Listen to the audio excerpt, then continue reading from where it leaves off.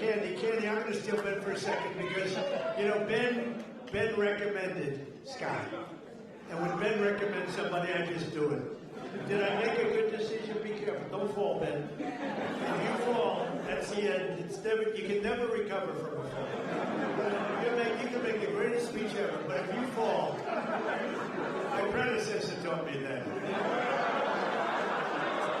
So is Scott doing a good job there? Come on, say that. One of the reasons I was so high on Scott Turner is he was really the driving force behind the opportunity zones, which doesn't get nearly the attention that it should, but it was because President Trump realized that the best way to get things done is through public-private partnerships and have everybody with skin in the game. And it is working, as are all the other things that he's been recommending. And at some point, the mainstream media will recognize that you don't politicize everything.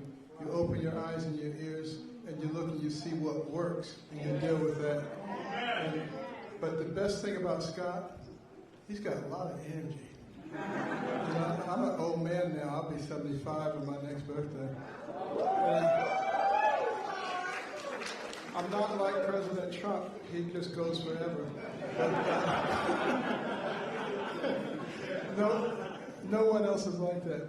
But Scott Turner, we call him the Energizer Bunny, and he is doing a fantastic job. And I want to congratulate all the people at HUD because most of them have come back and continued with what we were doing during the first Trump term, and it's fantastic.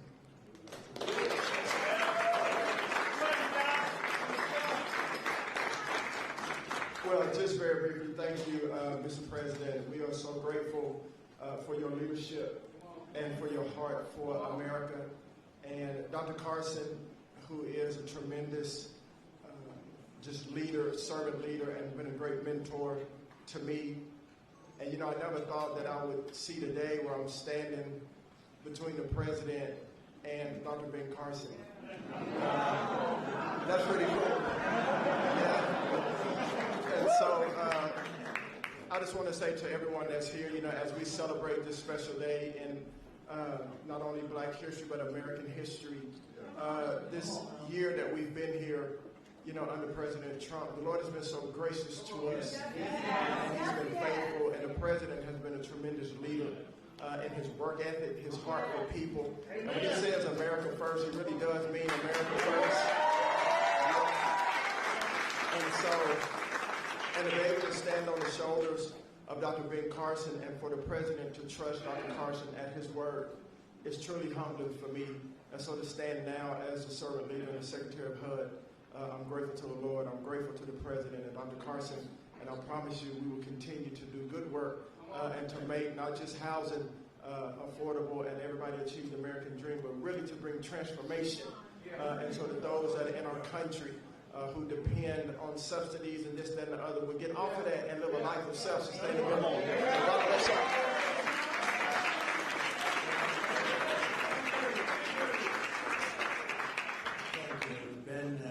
Mentioned opportunity zones. We did that, and I want to thank Tim Scott because he really, that was his baby. That was his baby.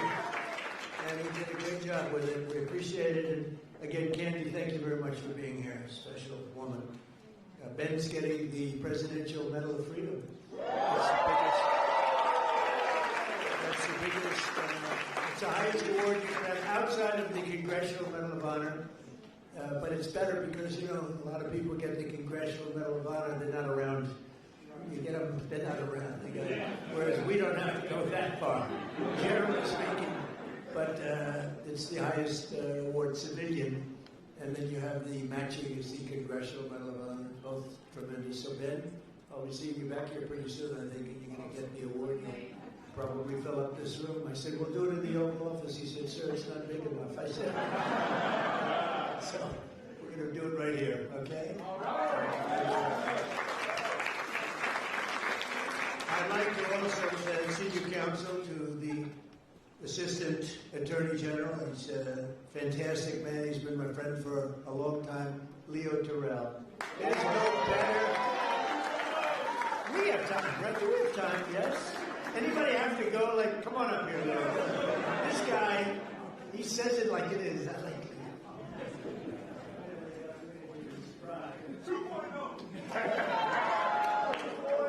Let me just thank you very much, Mr. President. First of all, we are living under the administration of the greatest president in our lifetime. And we have the hottest country in our lifetime. And I want to make sure the Main Street media knows this, because you represent the people who basically counter what the Main Street media has done. President Trump was the president who fully funded historically black colleges and universities. President Trump took the lead and performed criminal justice reform. President Trump made sure that we had opportunity zones. Let me close by saying this. This country is at a crossroads, and we have the right president at the right time. And if you want school choice, like I know you do, President Trump wants it. If you want a law and order society and secure border, President Trump wants it. And more importantly, I say this because this is the greatest country on the planet. American citizens should decide American elections. Hold on to say that.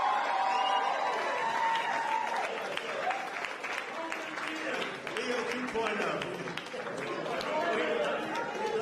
Thank you, Leo. That was very good.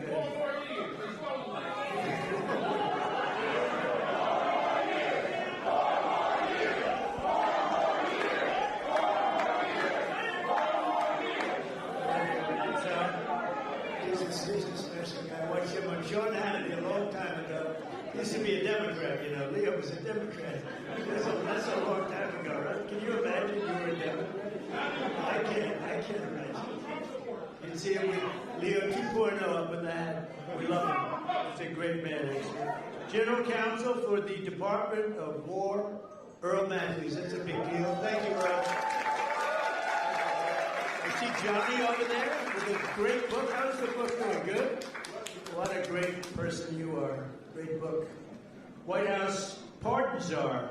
This is a big job. This is a big job. Alice Johnson. Alice? Where is Alice? What a sweetheart. I met Alice and she was incarcerated for what some people would say today is not even a fine, right, Alice? It's not even a fine. And I said, how long has she been in jail? 22 years. I said, 22 years. And right, Alice? And come on up here, Alice.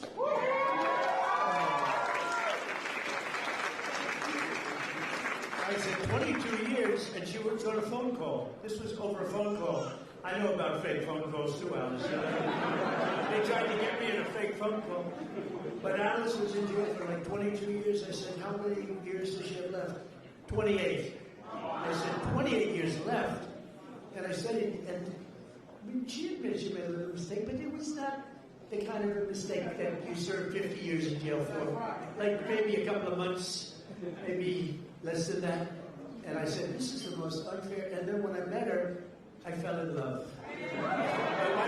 My wife was very upset with it. The great first lady did not like that, Scott. She didn't like it, but Alice is great. And say a couple of words. It was so ridiculous. 22 years, she had 28 left. And I said, let's get her the hell out of here. We got her out. We did a commune. And then when I got to know her, she was so high. I said, full pardon. So she's cleaner than anybody in this room, even than my friend right here. She's cleaner. Because of that, she's cleaner than anybody in this room. Thank you, Mr. President. The feeling was mutual. I fell in love with this man, with his heart, with his heart for this country, with his heart to really bring America back to the form of greatness that it deserved. And that's exactly what he's done. My story is truly a Joseph story. This president right here, President Donald Trump, brought me from the prison pit to the White House. Only in America could there be a story like my story. And President Trump is the only president who would have had the courage to bring someone like me, someone who received a second chance, but who knows more than someone who is sit among the captives, than someone who has been in captivity themselves. I did not get comfortable in my own freedom, but I went back, as Harriet Tubman said she did. She went back to draw many others into freedom. And President Trump has listened to those recommendations. There's so much more to come, because when you see me, you see a miracle. You see hope. You see second chances. And you see someone who is willing to roll up their sleeves and do the work, do the hard work to help individuals gain their freedom. President Trump did something historic in his first term. He signed the First Step Act into law. And for that, over 40,000, and that number is low, over 40,000 individuals have come home to their families early.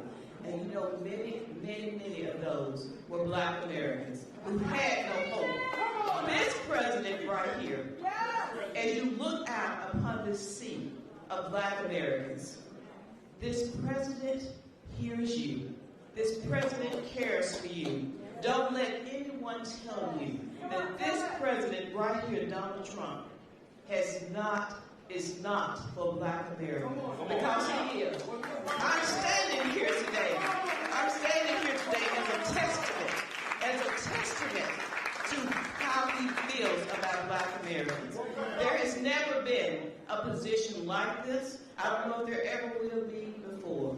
But I worked with him in his first term, and I'm proud to now officially have the title to make it happen. Let's get real with the realness. Let's get behind President Trump, who truly has turned our nation around and made us the envy of every country in the world. Thank you, Mr. President, and thank you, God, for recognizing and raising up this man to be the leader of the free world.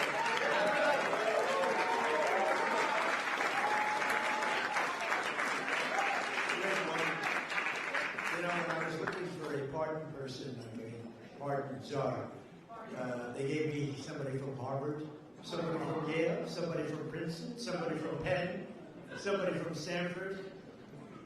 And I said, do you know anything about it? Well, we can learn.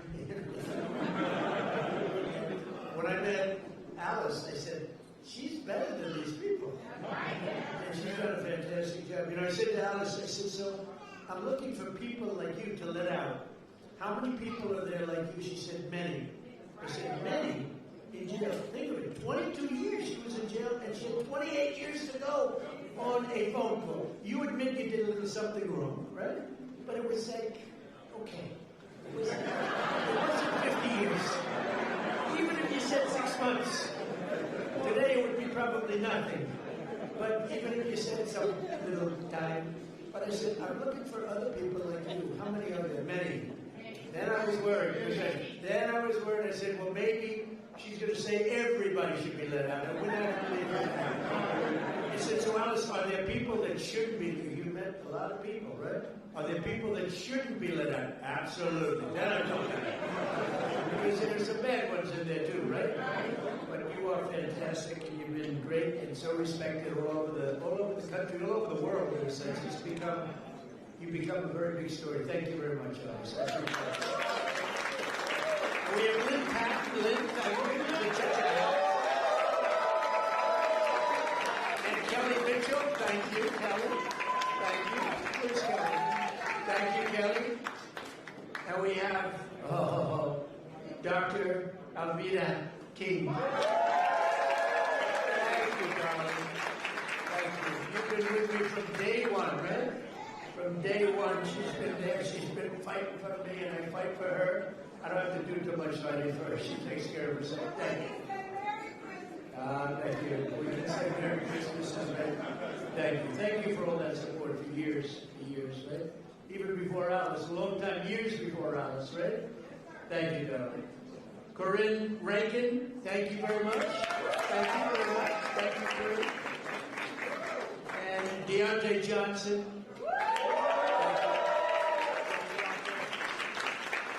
And a man who's been with me for a long time, and he's never asked me for a thing. Bruce, thank you very much. Bruce Liddell. Thank you very much. I wasn't sure if I had your name down here, Bruce. I was going to mention you anyway. They did a job, finally. They always leave a lot of names out, and that bothers me. Like I see Scott Bessent, his name was left out. First time ever. Look at Scott. I'm looking for his name. I'm looking for his name. I said, I bet he's the greatest Treasury Secretary we've ever had. I think he's, how's the economy doing, Scott? Good? The best. So people are going to see, and watch the State of the Union. We're going to be talking about the economy. We inherited a mess, and now we have prices way down. We have energy way down. Gasoline is now breaking $2 a gallon in many places. And it's been actually amazing, but Scott's fantastic. I don't want to forget to mention him. I'd be in big trouble. All of a sudden, the economy would turn bad on us. I'd say, what happened to Scott? Thank you, Scott. And Secretary Lori Chavez DeReamer. Lori, thank you very much. Secretary of Labor, Assistant Attorney General Harmeet Diller. How are you doing? How are you doing with Harvard? How are you doing with Harvard? You know, Harvard's extremely discriminatory, unfortunately, and it's working good. Harmeet is on their trail, right? Good. Good. You keep doing the hell with them. I like the historically black colleges and universities, which I saved. Leo 2.0 said it, but which I saved. We saved them. They had no funding, and every year they'd come back, and I got to know some of the heads, and every year they'd come back, and after my third year, first term, they said, you guys keep coming back. Why do you keep coming back? I said, we have to come back every year. For years and years, they had to come back. And one of them said, one of the heads, a great guy, said, they make us feel like beggars. We have to come back. I said, I'm going to get you long-term financing. And I got it for them. And I said, the only bad thing, I'll never see you guys again. I haven't seen too many of them. But we took care of the historically black colleges and universities, right? And it was a great thing to do. And so many others are in the audience that are just friends of mine. So many. But if I introduce all of you, we'll be here a long time, and that's unacceptable. Not only are we celebrating the century of Black History Month, also, as you know, this year we'll also be celebrating the 250th anniversary of the nation's founding. The good thing when they cheated on the election, they made me wait 4 years, and because I waited 4 years, I get the 250th year.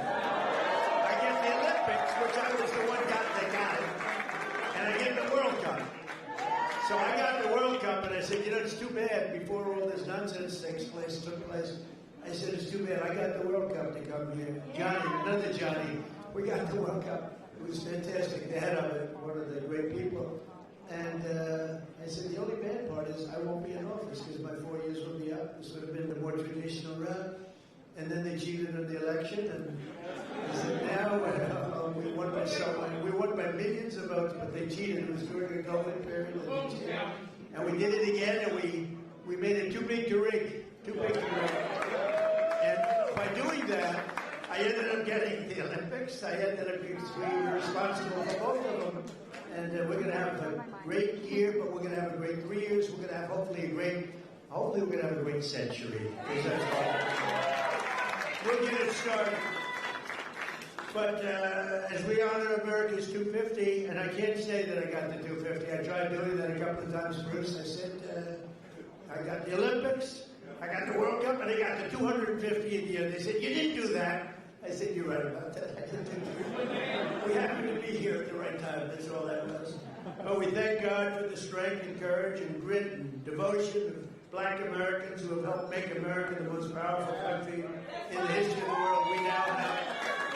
And you saw that with our attack a few weeks ago on Venezuela. We have the greatest military in the world. We make the greatest equipment in the world. There's nobody even close. Nearly 10,000 African Americans fought for the patriot cause, the Revolutionary War. Did you know that? 10,000. It's actually a number I've heard even higher than that, helping secure our independence in every generation since, from the Buffalo Soldiers to the Tuskegee Airmen. Black Americans have stepped forward to defend the flag and to defend our country. Like few others, really, like few others. And you've never really been given the recognition that you should get for that. You know that, man? They never, I don't think a lot of people have given the kind of recognition, but everyone knows all about the Tuskegee Airmen. They were great and amazing. The Buffalo Soldiers, do you know the Buffalo Soldiers? Good stuff, right? From jazz to the blues, that you know, that you do get recognition for.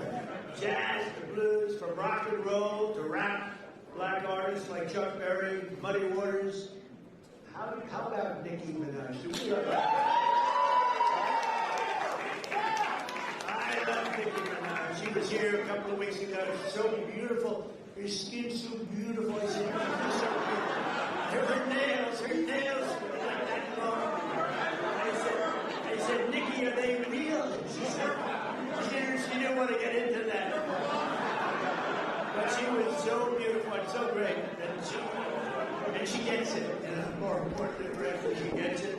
But black leaders from Frederick Douglass to Martin Luther King, right? Little relative over here, have made our country freer. Really, what they've really done is made life more just. And black athletes have inspired billions around the globe, from Sugar Ray Robinson, Sugar Ray Leonard, also, by the way, what a great fighter. Muhammad Ali was a friend of mine. I put a picture of myself and Muhammad. It was another piece of work you talk about, a piece of work. But he could fight, couldn't he? Mike Tyson, boy, I tell you, Mike has been loyal to me. Whenever they come out, they say, Trump's a racist. You know, it's like a statement. Trump's a racist. Mike Tyson goes, he's not a racist. He's my friend. He's been there from the beginning. Good times and bad. But Mike Tyson's a great guy, and he was so loyal, always been loyal. And Herschel Walker, speaking about loyal, how good a football player was Herschel? Herschel Walker, now he's an ambassador to the Bahamas. I don't know, Bahamas, Bermuda, Bahamas, whatever. It's a nice place. You'd like that, Bruce, wouldn't you? Bruce wants it. And a guy became really, he liked Trump, Jim Brown. He was, he'd come in, he was very silent. He was silent but deadly.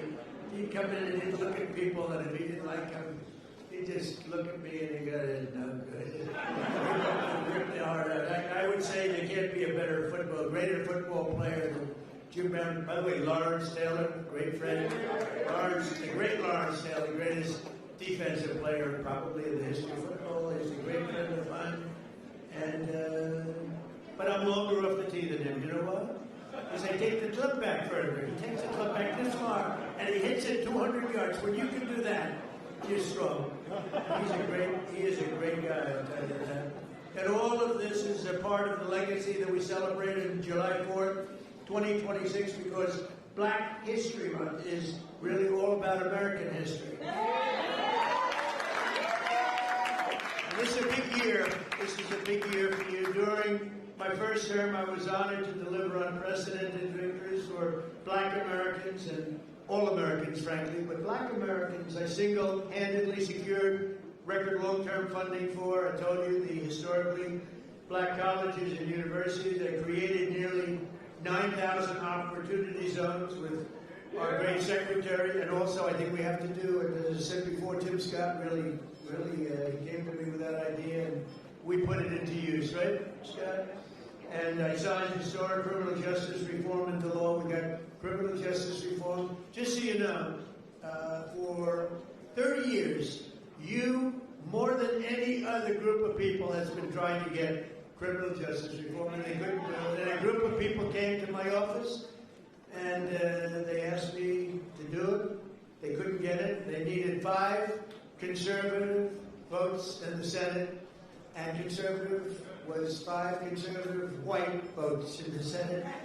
And of the 5, all 5 of them were totally against, and I called them up, and they were great. They were great. And one of them was Senator John Kennedy, to be honest with you. He was not in favor of it, and I spoke to him, and he was 100%. He's a great senator, a great guy, and you know that he was a tremendous help.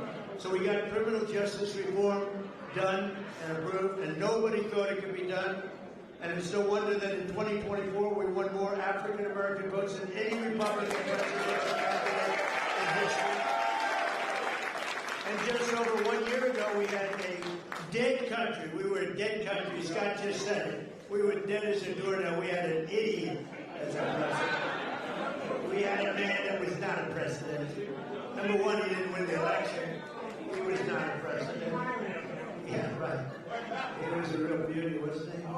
He allowed 25 million people into our country. Many of them should not have been here. But now we have, by the way, we went from the worst border in history to the best, by far, the best border. But I had the support of many people, Bruce. I had the support of many people in this room, and we've got right now the hottest country anywhere in the world. King of Saudi Arabia told me that. He said, you were a dead country a year and a half ago. Now you're the hottest country. We're the hottest country right now anywhere in the world. And you're a big part of it. And you're a big beneficiary. I told you, take a look at your 401ks. Has anybody got a 401k that's lower than it was? Lower than it was a year ago? They're double. I mean, they are through the roof. The stock market has hit 53 all-time record highs since the election. And earlier this month, the Dow Jones Industrial Average rose above 50,000 for the first time ever. Right, Scott? First time ever. And also, you know, they don't talk about this. The S&P broke 7,000. So when I got elected, they said for the S&P to break 7,000 within 4 years would be a great achievement for the president, and for the Dow Jones to break 50,000 would be a great thing, but it's not possible. They're talking about it in 4 years. Scott, they said in 4 years it would not be possible to break 50,000 or 7,000 under these two very important, call them a metric. The metrics. And you know what happened? We broke it before the end of my first year. So we did something. So they said we couldn't do it in 4 years. We did it in 1 year. More Americans are working today than at any time in American history. So we have more Americans right now working than at any time. And you know, when I see this stuff, I get the fake news back there. A lot of it.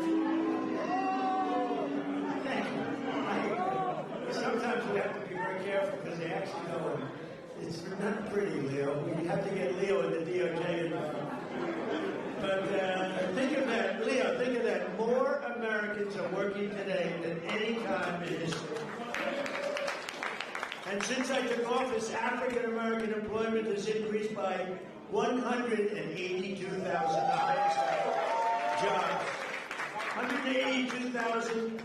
Nearly 500,000 black Americans have rejoined the labor force since we took office. 500,000 wages for workers have increased $1,000, $2,000, even $3,000, and even sometimes, in some cases, $5,000 a year. That's faster than inflation, so wages have gone up at a much faster clip than inflation. We took over the worst inflation in the history of our country. They say 48 years or 49 years. I said that, you know, I said, inflation under Biden went up more than at any time in the history of our country. They said, he's not right about that. It's 49 years. I said, all right, I'll accept that too. Actually, I think it sounds worse. I mean, I think for some reason, because when you say the worst ever, but when you say the worst in 49 years, I'll take that, right? The fake news got me in that one. I think I was right, by the way, but I'll accept 48 or 49 years. But for the first time in many years, 100% of all net job creation is going to American-born citizens. Think of that. 100%. And in the last administration was going mostly to illegal aliens that came in, many of them murderers and others. Last summer we passed the largest working-class tax cuts in the history of our country.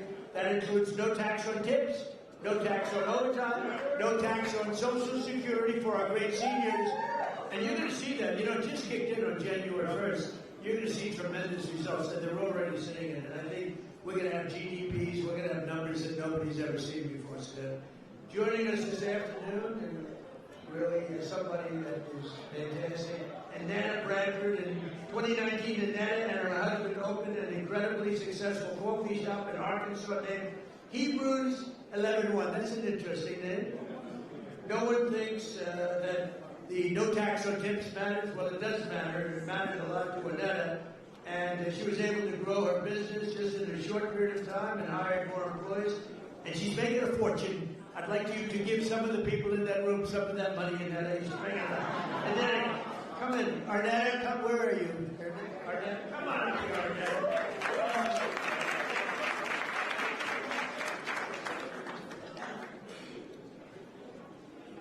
I can't do anything first but say to God be the glory. I have no business being here other than Him having me here. So, yeah, I'm not going to do it. I'm not going to preach. So, thank you so much for inviting me and having me here. It's such an honor to be here today. Hebrews 11:1.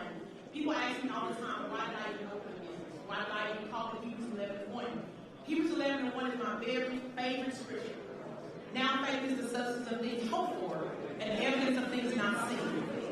That scripture has walked with me and has grown me from a little girl on up. Not having no longer my mother here, no longer having my father here. My husband not having his mother, his father here. We opened Hebrews 11:1 with no funding, no money, no big family investors, no business loans, didn't have great credit. It was us and faith in God. That was 7 years ago. But I ran that business with just myself and one employee. Then here comes no tax on tips. I was able to hire 7 more employees. Just not only that, I was able to open a second location on our college campus. Things are just going off simply because having now faith. And so I love the fact of that scripture. Now I say all of that as to I'm trying to stick to my little written down thing that I wrote. I don't know how to do that for you. But as a small business owner, I understand how critical support is. I understand that you have to have the right people that make the right policies for us as small business owners. So no tax on tips has been an extreme blessing for me and my business. Not just mine, but I know so many people across the country. I know a lot of us don't want to talk about the good part of it. We only want to share the negative, but I'm here today to tell you you've done a great thing. Thank you for just loving on us and showing us that even in small town Hope, Arkansas, and I have got to say this, I have the best governor in the world. I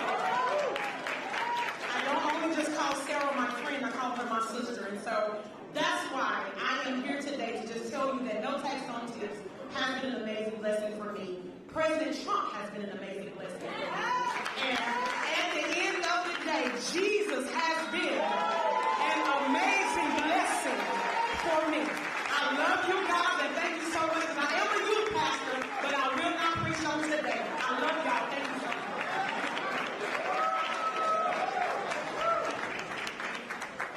Good job, huh? So thank you very much, Arnetta. And we can provide opportunity for the next generation if we do not also have a thing called law and order. We need law and order. You know, Washington, D.C. is amazing. It was a crime capital. It was a horror show. A year ago, it was really dangerous, and now it's one of the safest cities anywhere in the country. And we're in Memphis, Tennessee now, where it's like a different world. In 4 months, we've made it safe. We're in Louisiana, as you know, lots of other places, and we have the lowest crime numbers that we've had in many years. We have the lowest murder numbers in 125 years since 1900. And that's despite the fact that a lot of people are here, but those people have been taken out. Lots of them have been taken out. That is why we stopped the invasion at the southern border. And just 1 year ago, and think of this, 1 year ago, we had the absolute worst border that we've ever had, and now we have the safest border that we've ever had. So it's going to be really something. 125 years ago, that's before my father was born. I had a wonderful father, but that was before. So we have, murders are down from 125 years. We had the best numbers. When you think about it, that's pretty incredible. And those numbers are made up by Democrats. Can you believe it? They don't want to give me those those numbers. They can add a couple of people here and there. But I've also deployed the National Guard to bring back safety to Memphis and to New Orleans and Washington. And the National Guard has been incredible, and people are safe. In the case of Washington, the restaurants were all closing up. People were getting really badly hurt and killed, frankly. Many people killed. And now you can walk down the street and you have nothing to fear. We have one of the safest cities in the world. And it happened very fast, Bruce. One of those who knows the importance of this mission is Felicia Cook, a lifelong Washingtonian who tragically lost her grandson to violence in 2017. Felicia, we're so sorry, and you are a spectacular person, and you can say a few words, please. Thank you very much. Help her out. We don't want any mistakes. Yes, you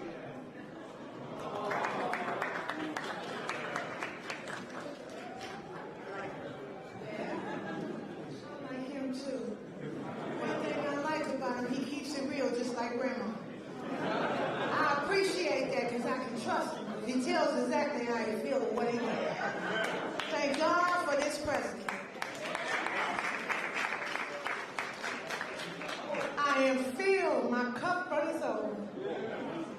Because he allowed his constituents, his people to come to my house to interview me, to talk about the murder of my grandson. It seemed like nobody cared. I'm an advocate for murder. I marched. I rallied. I pulled out other families in the District of Columbia that had murders and did not have answers. Ooh.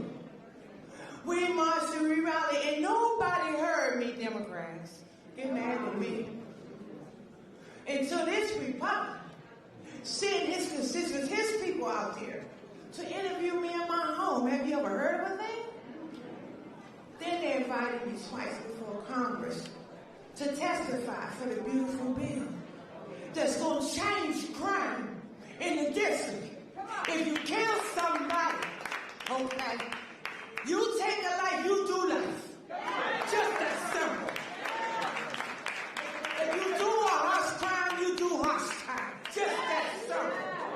And if we need National Guard, and which we did years ago, he brought it on. I love him. I don't want to hear nothing you got to say about that racist stuff. And don't be looking at me in the news, hating on me because I'm standing up for somebody that deserves to be stand up for. Get out the man's back. Let him do his job.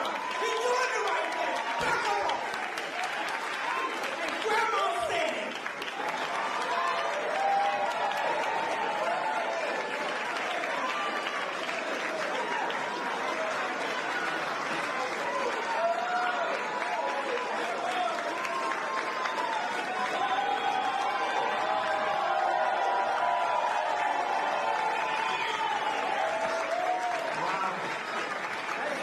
What is she running for office? Felicia, what are you running for office, please? You have my endorsement. You have my endorsement, Felicia. Thank you, Donna. That's great. What a great buzz. And it's from the heart. Your little baby, right? Was just so horribly taken from you. Under the Trump administration, we believe that no community should be abandoned to the scourge of violent crime, and we're saving thousands and thousands of lives in many cities. And frankly, if these radical left lunatic Democrats would come and say, please help us, please, we'd stop crimes all over the place. And we're doing it in a lot of cities. Sometimes we have to force ourselves upon them because they're so bad.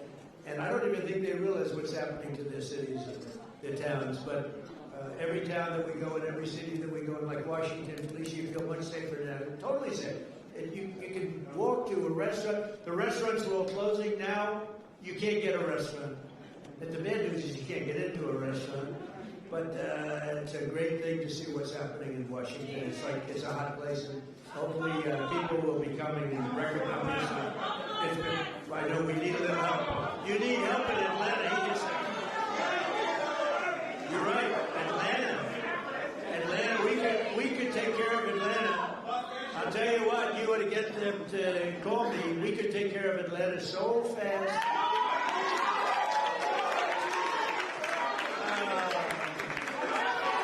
They don't want to call. They don't want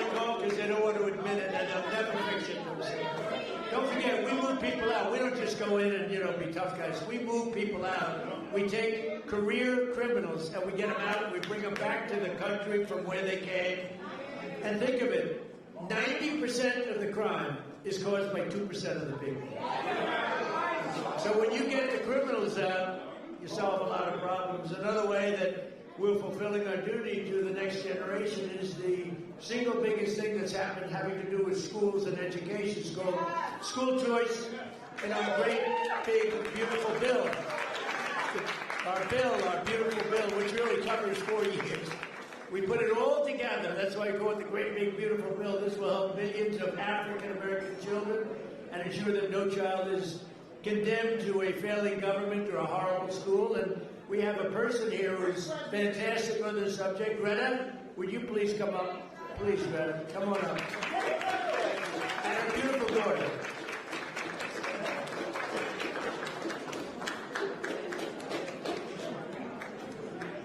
Well, I did to God be the glory. And we're grateful for our president. He's doing some tremendous work. And I want to remind those that don't know that this was prophesied. So you weren't supposed to have the second term when it came about. This is your season. And God said that it was going to be rough the first 2 years. And that things were going to happen with the last 2 years. And yes, you're going to do things. And so for that, we thank you. On behalf of all the mothers all around the world, I'm from Texas. I live in a zip code that I didn't have an opportunity to have a choice to go to school. And so when I raised my children, I wanted a better opportunity for them. And I'm so grateful to ACE scholarships and all of the doors that the president is opening for education. My son was in a school that he didn't have any voice. And he found drugs in school. And he died. And so I'm here today to just show my appreciation for all the moms around the world. We have a choice now. This choice is so important to mothers. I have a child that, because I had a choice, she's in private school. She's thriving. She's going to be an anesthesiology nurse, and she's doing great. And ACE scholarships was a big part of that. Changing education changes everything. Changing education changes everything. In my zip code, it feels like we were locked in a cage. And being locked in a cage, and we can't get out.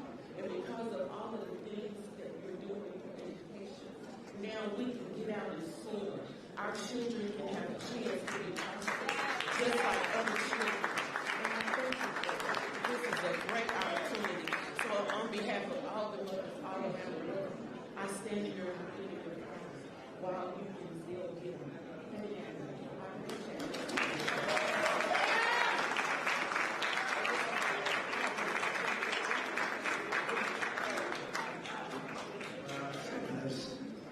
Thank you very much. Thanks, Greta.